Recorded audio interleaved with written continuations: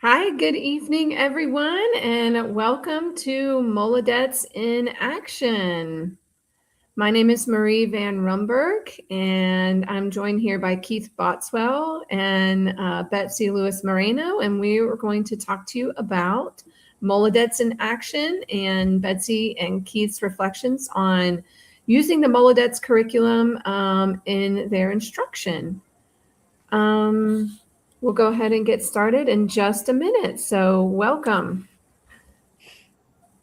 For those of you who are English teachers, we'll be sure to share the links to the Molodets curriculum with you, which is what we're going to be focusing on today. So like I said, we are Marie van Romburgh and Keith Boswell and Betsy Lewis-Moreno. We work with the American Center Moscow, and we teach English courses and teacher training courses at the AMC. Again, my name is Marie, and welcome. And I will pass it on to Betsy to introduce herself. Okay. Hello, everybody. My name is Betsy, and I'm a high school teacher at Hong Kong International School.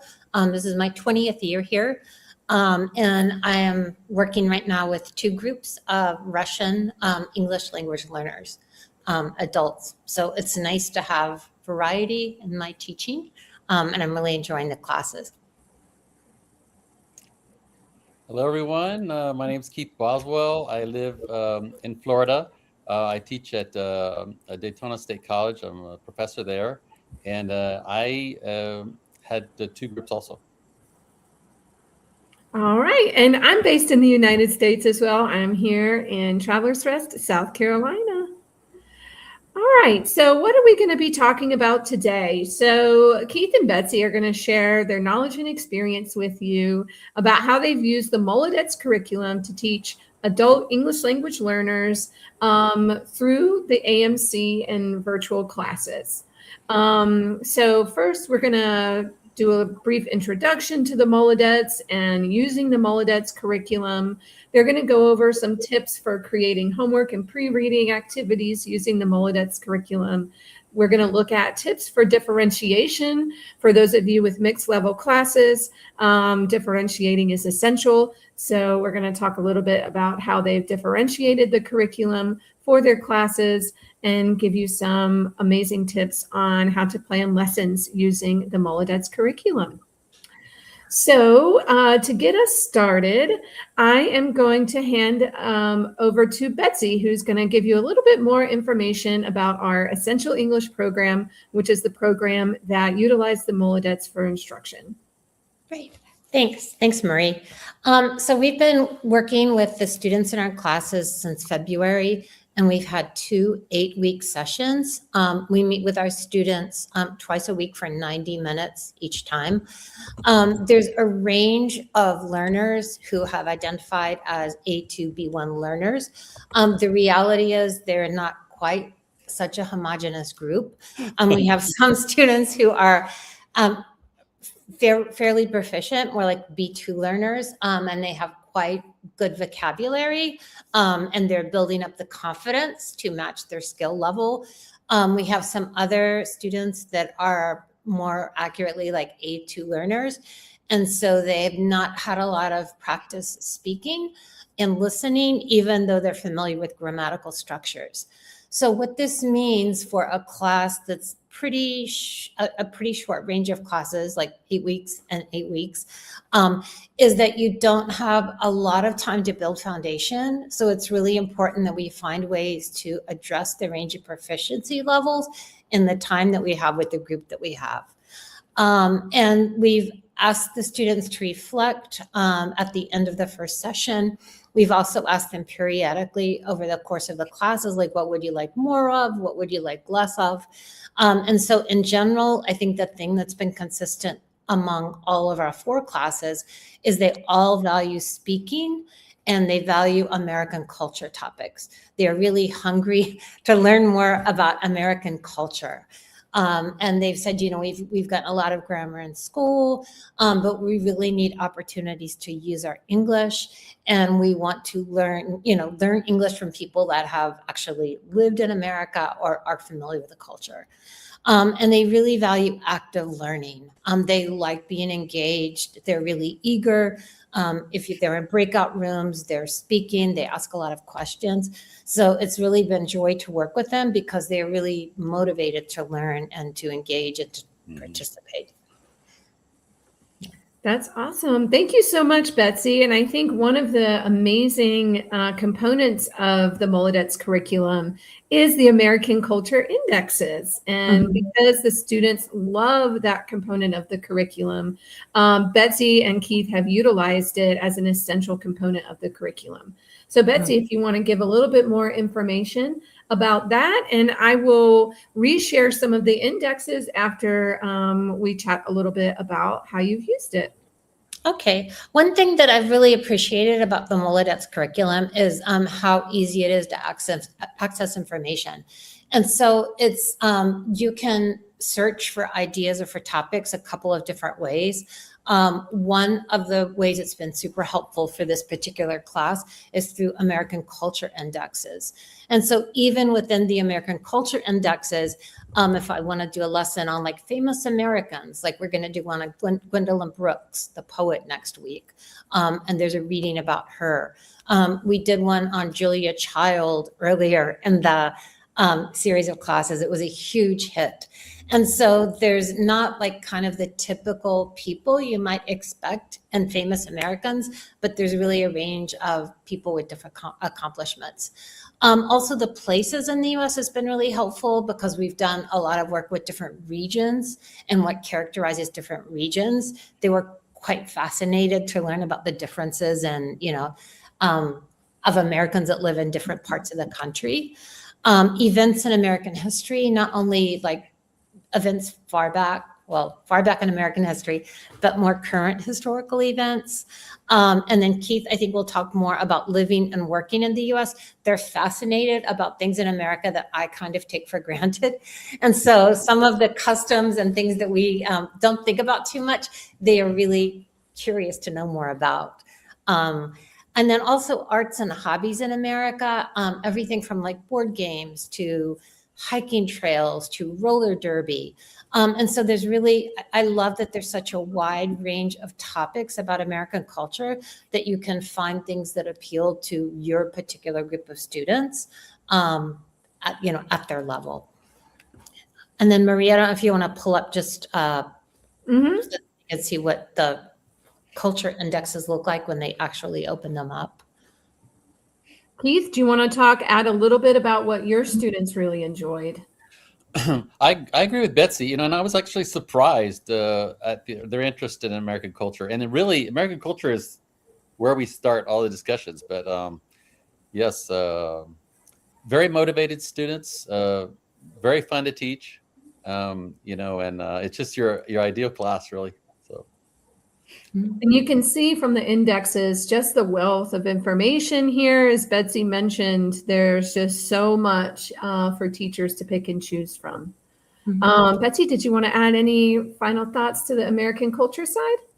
No, I mean, I'm just a huge fan of like hyperlinks. So it's really easy to like link the, oftentimes like there's a longer passage than I can do in a 90-minute class. And so I will pull highlights from the reading passage that's in Molodets. And then we'll preview that. We'll talk about that in class. And then I will leave them with the link to the longer passage, which also has reading activities and comprehension questions that they can use as an extension of their own. So just the organization it's really easy to use, really to access things. So I appreciate that's one way to look at the curriculum. All right. Awesome. Okay. So we will go to the next part. There we go. All right. And then I think the next slide is there's also another way to look at the curriculum to see what resources are available is there's also curriculum outline. And so you can see here, I don't know if you can see, it's kind of small, but when you go into the link, if you open it up, you can see that each unit has a list of grammar points that you can teach through that particular unit. It has activities with vocabulary, with Russian translations that are really helpful for like the students with lower proficiency levels, because it has a native language reinforcement. And then it has the American culture topics that we talked about. And there's actually two units of American culture within each of the 12 units. So it's really easy to go in and find and pull out what you need. And you don't necessarily have to do, like if I'm doing the vocabulary, like I don't have to match the vocabulary from one unit to the grammar from the same unit. Like you can kind of mix and match and it works really well. So it's very adaptable. Awesome. Thank you. And I think that definitely leads well to the differentiation as well. So, yeah, go ahead. I know that, so you talked about the module outlines. And so when you go into the Molodets, this would be one way that people can navigate it as well. Mm-hmm. Yeah, like this would probably be the first thing that you would see when you pull it up. So you could see the overview, just click on the number, and that would take you into the different components of the unit that are available to you. So again, it's really user-friendly. The interface is, I appreciate how easy it is to use. So, yeah. And then once you get into one of the units, this is what you view, correct? Mm-hmm. Yeah, and then there's units, the vocabulary, I've used quite a bit. The grammar, I'll show you some examples of how we've used that in the classes. Again, the reading, and then I know that Keith has also used some of the other components within his lessons. So I don't know, Keith, if you want to talk about that a little bit. So one thing that I really liked and where I always started was the lesson tips. That sort of gets me going and thinking about, okay, what are some ideas? What are some things that the author of the Molodets was thinking when they created these? And so I started there, and then I always did the grammar, reading, and vocabulary, and I would change the order sometimes, but usually I'd have like the vocabulary first, and then the grammar, and then the reading lasted. We ended with the session with a discussion. Mm-hmm. Mm-hmm. Yeah, and we're definitely going to dive deeper into the lesson tips too. So we have a whole component about that. So speaking of tips, I know you guys wanted to talk specifically about how you used some of the grammar in your lessons. With Betsy, you'll talk a little bit of it, and then Keith, I know you wanted to add some as well after that. Mm-hmm. Yeah. So here's just a sampling of from a couple of the grammar lessons. One, the students, this triangle with the prepositions of time was a big hit because it's so clearly laid out, and they're like, oh, now I see how easy it is to use the at, and n. So again, it's really user friendly. What you can see on the left is just a screenshot from a unit. I think it's on the present. Can't see this, the progressive tense unit, but you can see it has the explanation of how to use the tense in English and in Russian. And then it has the grammatical structure of the grammar. Yeah, it has the structure of the grammar. And then it also has like the Russian explanation. So again, not all of the students need a first language support, but it's definitely helpful for the lower level students, especially given how little time we have together. So it's great for them to follow up between classes with. Mm-hmm. I always gave them the PowerPoint ahead of time. They were constantly asking me for that, and they asked me for homework. I had no intention at the beginning of the first session to give any homework. I thought, we thought, okay, it's not something that's part of this program. We're going to do a project at the end, and that's it. But they kept asking for it. So then I realized, well, if they have access to the grammar ahead of time, they can go into the grammar, look over the grammar, and do some exercises, and then come a little bit better prepared. And so I told them many times, if you do this ahead of time, do this exercise, because the Molodets have exercises also for the grammar. So if you do this ahead of time, then when you come to class, you'll learn more, and you'll have questions, and we'll get more out of it. And so many of them did. They visited the Molodets before the class, and they would look at the PowerPoint for class too. And so that's kind of the way too I handled the lower levels. And I suspect we had some students that were maybe A1s too. Betsy, I think we had a sprinkling. I think most my group, if I look at the two groups, most of them tended to be, I think I had two A1, two A2s. Mm-hmm.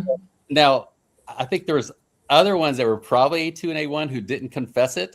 We asked them at the beginning, we gave them a placement test, but some of them, the majority of them took, I think, right, Marie? Mm-hmm. But yeah, we did have some very, very low students. So, my approach to it was, if you come to class and you find that, you're wanting, you're feeling like you're not catching on very quickly, then go to that. And so I think a lot of them did go to the Molodets ahead of time and looked at the grammar and did some of the exercises. That's actually a good segue to our next our next part, which is, how you guys were able to support students by, using this curriculum to for them to do in between lessons. So essentially as homework or to prepare for lessons. And I know, so I don't know, Betsy, you can walk us through some of your ideas and then let me know when you want me to share one of your two specific lessons you wanted us to look at. Okay. Yeah, there's just a couple. I'll share with you that the one way that I would use the modals lesson, let's see, if you want to click on the modals lesson, was like to teach vocab and grammar. And so I just screenshotted a couple of the highlights from the Molodets. So Marie, can you go ahead and click on the modals lesson? And then we went through a couple of examples together. We talked about the structure together. But it was really helpful because they had access to the the longer explanation in the whole Molodets. Can you click up? Yeah. So this is just a screenshot that I pulled when we were starting one of our early lessons on modals of permission. And so as we were going through using examples, talking about differences, then the students had access to this on the screen. So again, it's just that first language support, particularly for the students early on that, we're just gaining confidence. And so if you can scroll through maybe just a couple more. Yeah. And so we used this, introduced it, and then I was able to develop some different scenarios where they actually had to use the modals of permission. But again, they could always go back and kind of double check their understanding of the different modals in the Molodets. And then if you go to the very end of the end of the presentation. Yep. And so then the next lesson that we were going to do was about healthy eating habits and healthy habits. And so the Molodets had actually a comparison of, I think, one of the healthier states, which is Hawaii, and maybe one of the less healthier states, Mississippi. And so it was comparing and contrasting like health habits of citizens in those places. And so this is really great to help kind of contextualize and give them practice using some of those modals that we talked about. And then there's also a link here to additional practice with modals. So so you could use it, like Keith was saying, use it before the lesson so that they build up some foundational knowledge, but then also post lesson to reinforce. Because one thing they said too is like, we really need practice. We really need to practice. So like, here, go for it. Here it is. So yeah, good. So you can go ahead and go back to the previous or to the slide. And then the second lesson that I just highlighted, this is just similar. It's the vocab and key points link. Yeah, it's the second bullet point. So if you just want to open that one up, please. Okay.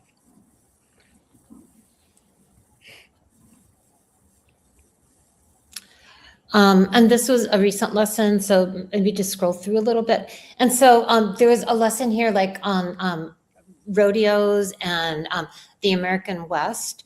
And so we used the discussion about American cowboys and the American West to sort of talk about the spirit of independence.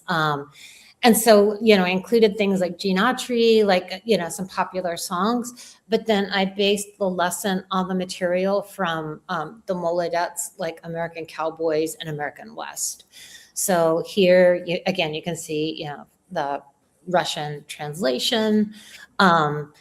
So I didn't use the Molodets like every single piece of the unit, but I drew a lot of inspiration for the lesson for the time that we had together in class and the discussion. Mhm. Okay, thank you. Let's go. And then there's more, we won't click on it right now, but that's available here, the practice opportunities. It's another example of the reading comprehension. And then it has like multiple choice, and then the students also have access to the answers. So really great practice. Okay, and then next slide. Keith, before we move on, did you want to add anything to how you use this for homework or pre-reading? I think I already said everything that I need to say about that. So Okay. All right. Great. And then here again, reinforcement and extension. These are two examples of lessons that I wasn't sure like if they were going to like it, because I'm like, lunch breaks, like everybody knows about lunch breaks. But it was one of the topics in the Molodets, and they loved it. They had so many conversations about lunch breaks and, where do Americans eat and what do they eat? And, what do companies do about lunch? So Marie, if you just want to click on the lunch breaks link, this was an early lesson that I did. And this was when I started to realize like, wow, this is, these topics are really effective, and the students are really enthusiastic of learning about these like commonplace everyday things in America. Yep.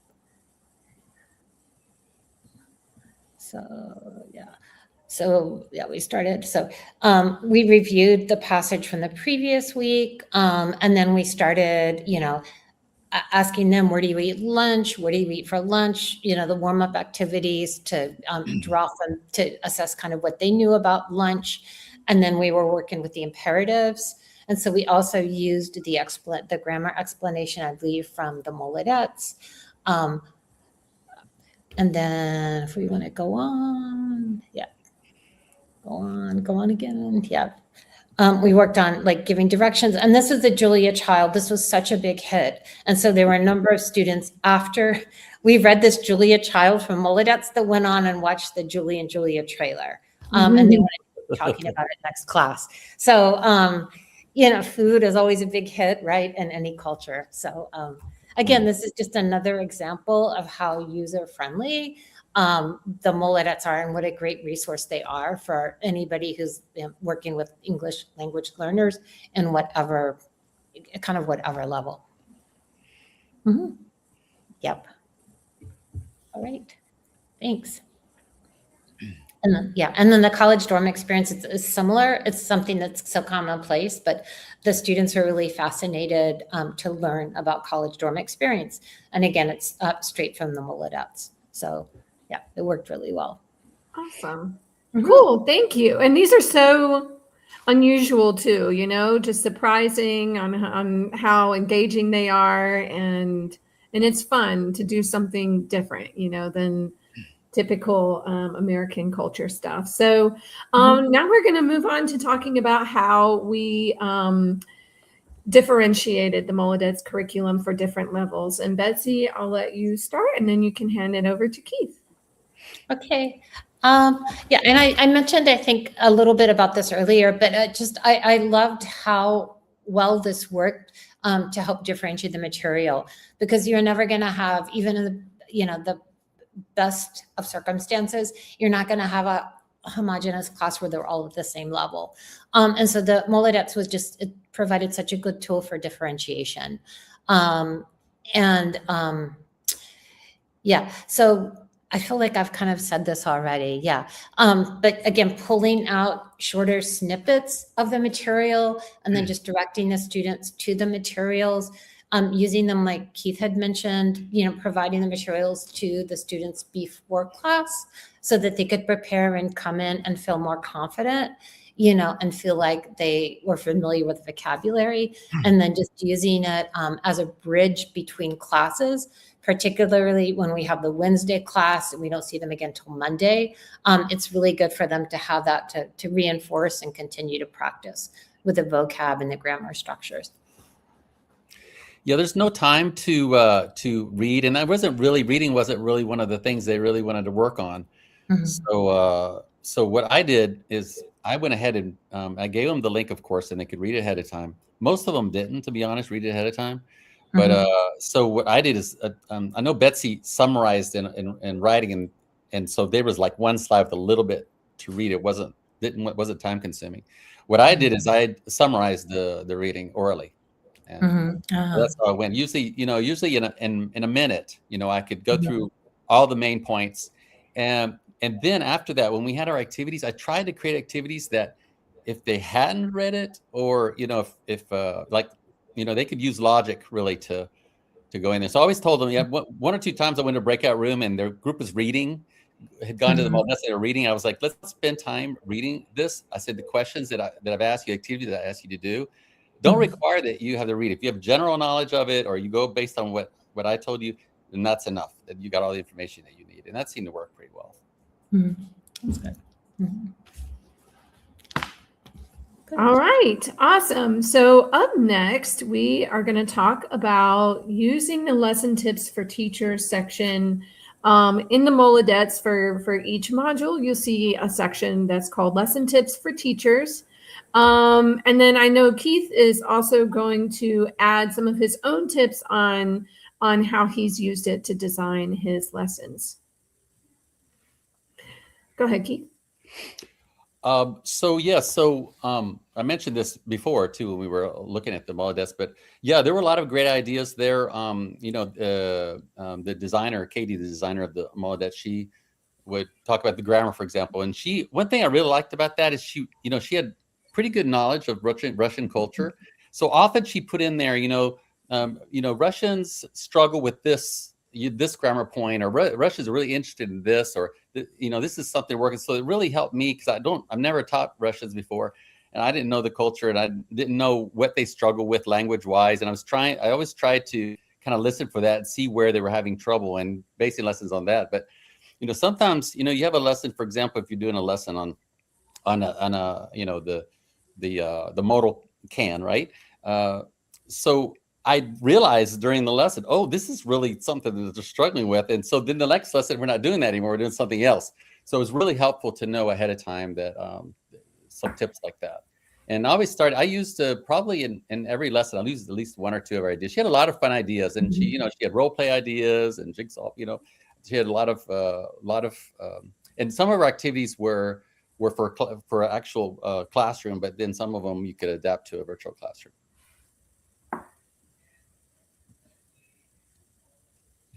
So I guess it's my turn. So how did I select content? So at the beginning, surveyed my two groups, asking them which of them all that culture topics they were interested in. And so I let that guide my material selection. And like Betsy said, I was surprised sometimes at the things that they were interested in. For example, I think the lesson that they were most excited about was tipping culture in the United States. I just couldn't believe, and they were asking, I was really having to think, because they were asking me, well, what's the minimum that you give at a waiter at a restaurant, and why do you tip? And then, how do you know if you're going to give not the 50%? How do you know if you're going to give the 20% or the 25 or 30? How do you decide that? And I was hard to really think about that. And, we also talked about during COVID how tipping in America changed, because and we talked a lot about, waiters and waitresses and, people in the restaurant and bar industry who really lost their jobs and they're living on unemployment.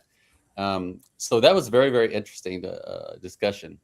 The design of the Molodets suggests that we start with modals. So I am covering pretty much all the modals in the Molodets, and I could see that they really struggle with it. And I always use, like I said before, the grammar and the vocabulary and the reading materials from the Molodets. And they, like Betsy said, they really lend themselves to mixing and matching. And so you really don't have to use them in sequence, and you don't have to use them together. They worked really well with the A2, B1 levels. And in this first session, I created activities for the entire group, but then realized, I thought, okay, but the higher ones will help lower ones. But then the higher ones maybe aren't getting the practice at their level that they need. So in the second session, I took Betsy was actually suggested it to me. It was a good idea to create, always in the breakout rooms, to create two. Sometimes I would create 3 or 4 activities. And so I'd create 2 at the A2 level and 2 at the B1 level, and I would let them choose. Sometimes I'd have rooms that were completely empty. They weren't into the topic, and sometimes I'd see my A2s go into the B1, and sometimes the B1 into the 2. But for the most part, they stayed with the level that I suggested. and that I think worked really well too. So how did I prepare my activities? So my lessons usually started with a warm up in the chat. Took about 5 minutes for everybody to get there and get settled and get in and all. Some people came a little bit late. So I always had a warm up in the chat, and in those 5 minutes, I would be catching up with them on a personal level, and also encouraging to add in the chat whatever the question was that I had asked them. Then I'd go over the vocabulary, and then the grammar, and then the reading and culture last. And I usually end up with the discussion or with a wrap-up question. So how did I integrate the content? And I tried my best to integrate the grammar, vocabulary, and reading so that they were using the vocabulary and the new grammar in the entire lesson. And the Molodets often made that very easy. For example, in the unit about Oprah Winfrey, it also had a reading about U.S. interview customs and if clauses and interviews. So the entire time we were able to use the material from just one unit. And so it went really well together. And how did I implement the lesson? And for each stage, I try to present the lesson, then model the activity, then send it to practice in breakout rooms. And then they'd come back and they present to the larger group, what they did in the breakout rooms. I give them about 10 minutes in the breakout room, but each portion of the lesson would probably take me about 20, 25 minutes. Sometimes we get into a discussion and won't be able to finish our lesson, but that's okay. We're getting a chance to practice. That was good. Like I said before, I gave them the lessons ahead of time so that they could see it. So what I want to do now is show you, I don't know, Betsy, is there anything that's said that you want to comment on or add to or disagree with? No. The one thing I was thinking as you were talking to is like, we had asked like all the language be in English, and 99% of the time they adhere to that. Like they really are good about keeping everybody in English, and there's an occasional word like they would ask for clarification, but for the most part, like they had the native language support in the Molodets, but the conversations were always in English. So I was impressed with their discipline about maintaining that language, because I know it's easy to just kind of, code switch, but they didn't. And I like that about it. I had that experience too. And I know, I think one time I went to a room and I caught somebody speaking Russian. I was like, why are we doing this in Russian? And he's like, oh, and I said, well, you'll if you have to explain this difficult concept in English, it's going to be better for everybody, because that's real communication that's going on that we really need. Word here and there, I get it. But yeah, I agree, Betsy. I had very, I think twice I mentioned something, but yeah, they were very motivated to do that, and they're very good about following the class rules. That's awesome. Yeah. And I like how you definitely, discovered through the past like 4 or 5 months is like, you can pick and choose things. You don't have to follow everything in order. You can like sort of mold your course design to your students, which is really, really nice, to like, really make it student centered in that way as well. So yeah. Okay. And I know you so we looked at your instructional design, and then what a sample lesson looks like for you, Keith. So this is a sample from Molodet 4, Unit 4. And so this is the way I eventually, at first I kind of changed a few things trying to figure out what worked best, but this seemed to work really well. And so I've kept this from almost the beginning. And so like I said before, in the first 5 minutes, I give them a warm up in the chat. And so as an example, the A2s, I asked them 3 things that you must do every day. And then the B1s, I said 3 things you must do this week. And the grammar lesson was going to be to use the modals must and have to and need to. And so I asked we hadn't done the grammar review yet. We haven't talked about grammar yet. I just wanted to see, this is my chance to see, okay, where are they struggling and what do we need to really focus on? And I only asked the A2s to do must, but then I asked the B1s to do must, have to, and need to. And if a A2 felt confident enough to do what the B1 are doing, then they were welcome to do that. And if the B1s wanted to do the A2, then they were welcome to do that too. They did really well. They didn't all participate in the chat. Probably I would get responses for maybe about 30 to 50% of the students. It's just 5 minutes. Some of them would take them a minute to think, and the 5 minutes maybe wasn't enough for that. But I thought that worked really well. And in the meantime, we were talking and catching up, like I said. But then we move on to the vocabulary. The Molodets had a lot of vocabulary. I mean, it's more than a student can get. But some of my students were telling me they memorize 5 new English words a day. So they really like that. And I would put the slide up there, and I'd include all of the vocabulary words. And I would say, are there any words there that you want to talk about? Do you want to practice pronouncing? Because the Russian translations were there too. Are there any of these words that you want to practice pronouncing, or that you want to talk about the usage of? And so there'd be a little discussion on that. And we wouldn't go through every single word, but they would read through them and say, oh, how do you, what is that? I don't understand. What's a bucket list? Why do they call it a bucket list? And we would talk about a word. Or how do you pronounce, I don't know, synthetic? How do you pronounce it? And then we'd get a discussion sometimes about the British. A lot of them have British, pronunciation. And I would say, well, that sounds British to me. This is the way I say it. And I say, if you want to say it the American way, this is the way I say it. But that also was a very interesting discussion. And so we'd always have discussion questions. In the vocabulary, I'd send them to their groups, and the A2s would have had a discussion about their daily activities. What do you do in a day? And then the B1s would rank 5 healthy habits by best to worst for decreasing stress.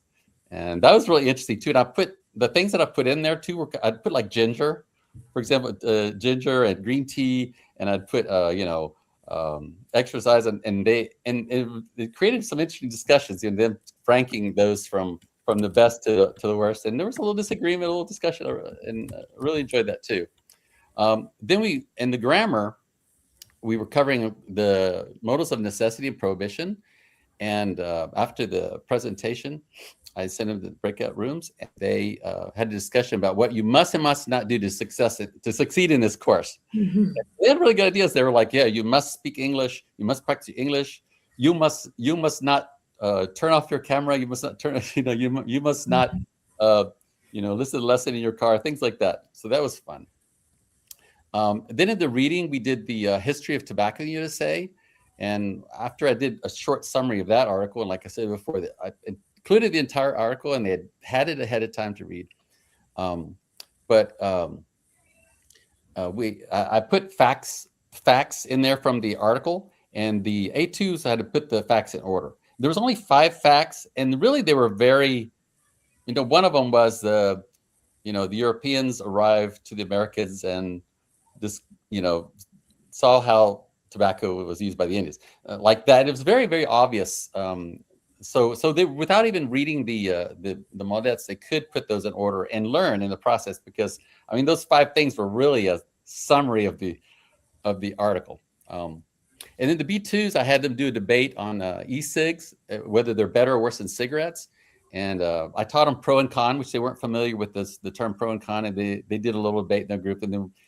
And then when they come back to the group, I always ask them, what did you talk about? What did you decide? And all that. And they would summarize what they did in their groups. And then in the last 2 minutes, I usually gave them an exit ticket question, or we'd end with the discussion from the reading. Sometimes that took all the time. But if I had extra time, I'd give them like an exit. And I'd say, okay, what's one thing you learned new today? Or something like that. And then I give them the homework assignment for the next class. All right. Betsy, I don't know if there's anything that you want to add to that, or Marie? That sounds very comprehensive to me, Betsy. Well, we'll go ahead, and what we'll do is we can reshare the curriculum link as well, and we'll invite questions and comments into the chat, and we'll get to those in a second. If Betsy and Keith, if you want to, while we wait for those to come in, we can just have your kind of final thoughts on it and any, final recommendations. Go, Betsy, you can go ahead first. Okay. Yeah. Again, I have become a fan of the Molodets curriculum. I was not familiar with it before, but it's a resource that I would certainly use and encourage my students to use on their own as like a tool to to increase the vocabulary, because it has things like, I was talking to Keith and Marie earlier, now we're into some of the later units and we're working on phrasal verbs, and they are so keen to learn phrasal verbs.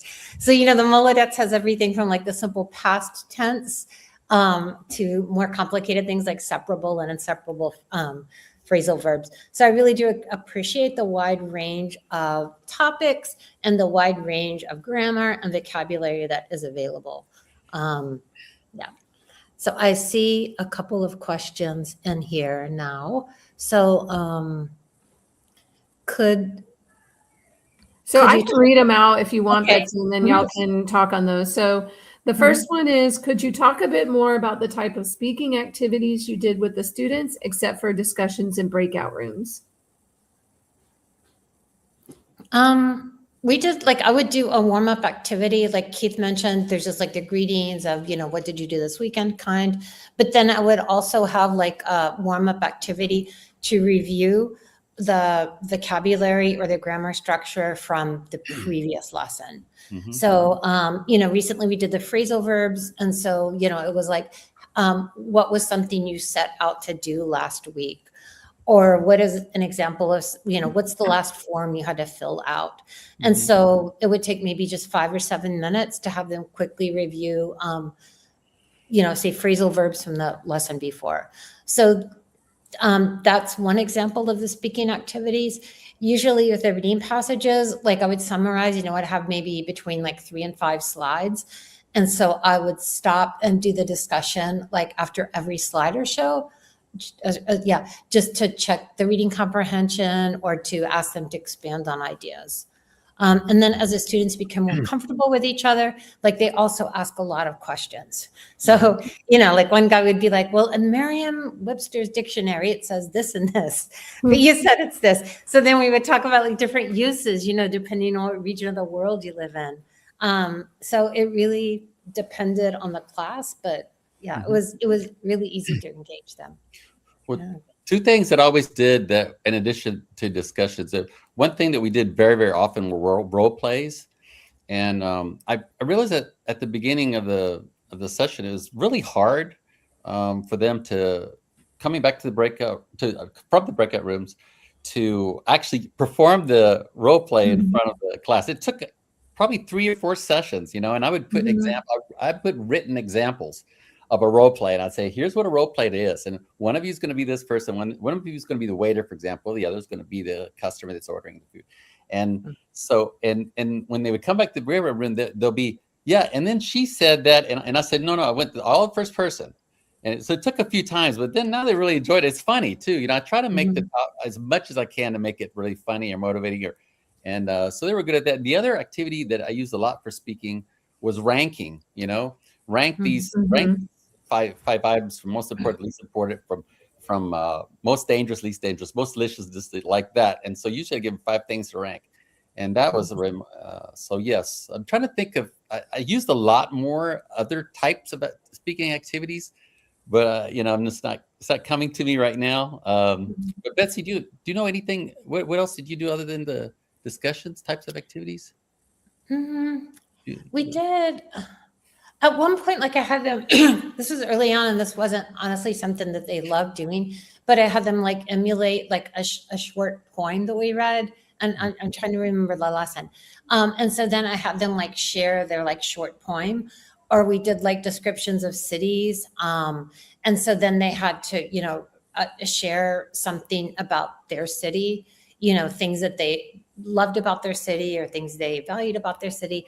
So we just did a lot of extension activities where it would be okay, this is, about New York City, or this is about Washington, D.C. Tell me about where you live, and we would use comparatives. Yes. So honestly, the discussions they loved. So that's what I did the most of. But, and another thing, I did some true, false, agree, disagree too, because I was trying to get into breakout rooms, trying to get try to get them talking. And so we had a lot of, is this true or not true for you? So sometimes they'd share from their personal experience, or do you agree or disagree with this? And I have statements that were related to the reading. Awesome. Okay. So the second question is about like supplementing the curriculum. So how much did you have to add to the already existing tasks in the curriculum to ensure you had enough, like it says enough speaking, I guess, like enough student participation or engagement? I found it was kind of the opposite, where there's so much that it was hard to decide what to use. And I did a lot of, like, I love, I'm partly an American history teacher, and so I'm really keen on like the American culture topics. So I think I probably did a lot of adaptations and extensions that I wouldn't have had to do if I didn't enjoy it so much. But I found, as far as adding, I could have added nothing. The challenge really was trying to decide what to do for like a 16-week class, because there's so much there. And I probably used like maybe a third of what's there. Yeah, there's a lot that I'm not going to have time to get to that I would love to have more weeks to do. Yeah, things always take longer than you think, you know. And but I did add quite a bit. To be honest, though, most of the time that I spent with, you know, the preparing this, because there's so much there. Most of my time when I was preparing for lessons, it was just getting things to look right on the PowerPoint, you know, putting it in the right place, and trying to copy paste from some things from the Molodets and all that.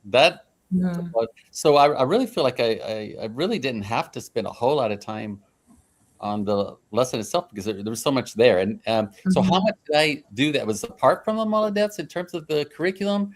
I think probably, like Betsy said, I probably chose about a third or a half of what was already there, and then the other. And that doesn't, I don't think I had to do that. I think I could have just used all there. I just had my personal preferences, or I knew the group, and I was like, you know, this, you know, they like doing this kind of thing. So you know, yeah, I would say probably about half of the information came from, not from the Molodets. Okay, awesome. All right, so question number 3, I think I probably can answer this, but y'all can add. So when we were sharing your presentations, Betsy, it says presentation by teacher Betsy. So does that mean that we have to prepare presentations ourselves, or are there presentations provided by the Molodets? And the answer to that right now is no, but they are working on a textbook. So I'm not sure if that will include pre-made slides, but currently I don't think so, right? No. Yeah, so you do have to create your own presentations out of it. And finally, is there any form of feedback on the website in case there are any problems with tasks that occur? I'm not sure if that is related to like on the actual using of the website or student feedback. There are diagnostic tests though, so you can give those. Are there other like sources of assessment in the curriculum that you guys saw? I didn't see anywhere to get, I don't know if it means like, oh, if there's feedback, like if there's a problem with accessing the materials or something. And I don't know, because I didn't need to look for that. Yeah, we've never had an issue accessing the anything in the curriculum website itself. I will say that students, I'm not sure exactly. It'd be interesting to clarify at some point how this works. But some students would tell me, "Oh, you know, I can't open the PowerPoint," or some students would tell me, "No, I can't go to YouTube," or they would say, "My internet connection's very bad today, so please let me keep my video off," or "I'm going to be coming in and out because of internet connection. So sorry about that." You know, so we did have issues like that, but. So we tried, I think Betsy and I tried to put as much as we could in Telegram and in the Zoom chat, and also send the PowerPoint. You know, we try to do as much as we can to cover as many of those problems as we could. And I never had students tell me that, oh, you know, it just doesn't work for me, I can't do it, and that's it. But yeah, I think we worked through the problems pretty good. And I think, you know, whoever teaches this again next time, you know, we could pass that knowledge on, and they can maybe help students ahead of time. Say, look, you know, one student, for example, asked me, she said, send me the PDF of the PowerPoint, which I'd never done before. But Mhm. after that, they were all like, yeah, send the PDF, send the PDF. Nice. And so they were like, I don't know why. I mean, I guess some people don't have PowerPoint on their computers. I'm not sure, Mhm. but yeah. Mhm. Okay.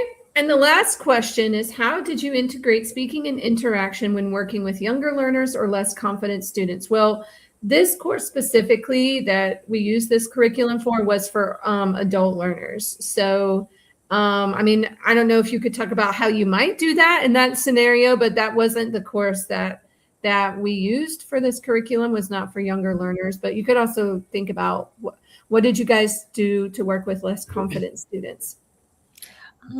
The students often told me, this has increased my confidence. Thank you. And I had even one student told me, I have never actually spoken English to an American before. Well, several of them told me that actually, and they said, you understand me. And I feel bad because sometimes the speakers weren't very good, sometimes they're raspy and sometimes I had trouble hearing what they were saying. But then I would tell them, I said, look, it's not an issue with your English, it's the mic. So write it in the chat. Every once in a while I had something like that. But many times they would tell me, thank you for increasing my confidence. I feel so good about myself. I'm able to have a conversation with a real American. I hear that very often. So, and there were students who didn't want to participate. Maybe they were shy. And so I had some activities where I was able to go down the list and call on each one of them for something. But, if it's something like a short opinion or something, or, what's your favorite thing to do on a Saturday? And I would go through and I would call on each person on the list, and maybe 5 or 6 of them just wouldn't answer at all. I'm not sure if they were, the internet was bad, the mic didn't work, or or maybe they were, somewhere busy. But most of them would answer that. So I would try to make sure that everybody got, a chance to say, something in the big group and hopefully in the smaller groups. But I think some of the maybe the lower levels, maybe some of them, that'd be something in the future to work on, is see how to make sure that we have a way, in my not my real classes, but my classroom classes, I put them in pairs to do all the work because I know everybody's going to talk. When you have a group of 6 or 7 people, you're always going to have some people that are quieter, right? So that's, I think we can think about in the future, is how to make sure that everybody gets to talk. And I've tried having 3 or 4 in these groups, or 3 people, and sometimes it's hard because sometimes one person disappears, for whatever problems with the internet, whatever. And so then one person's left them by themselves. So I stopped doing the really, really small groups. Yeah. And make at least 4 or 5 people in every group. Yeah. And I think, like, I found too, like, that you can purposefully, like, schedule people, or you can organize people into breakout rooms. So if I knew I had some quieter students, then I would put the more proficient students in different rooms. And then I would go in and work with the lower learners, and ask them, like, questions where I would be like, would you rather roller skate or, walk in the park on Saturday? So you're kind of feeding them the vocabulary and then giving them the words they need to respond. Yes, I did the same thing. I usually go into the lower level breakout room first, just make sure that things are going okay. But sometimes I would have to. Sometimes they would not be really confident about whatever assignment I give them, and I would, like Betsy said, I would ask them the question myself. All right. Well, I think that concludes our webinar. So, I mean, thank you, Keith and Betsy, for sharing your knowledge and experience. I hope everyone who joined us has had a chance to explore the curriculum and save the links that we shared, and enjoy using it with your students. Thank you so much. Thank you, everyone. Thank you. Thanks. Bye.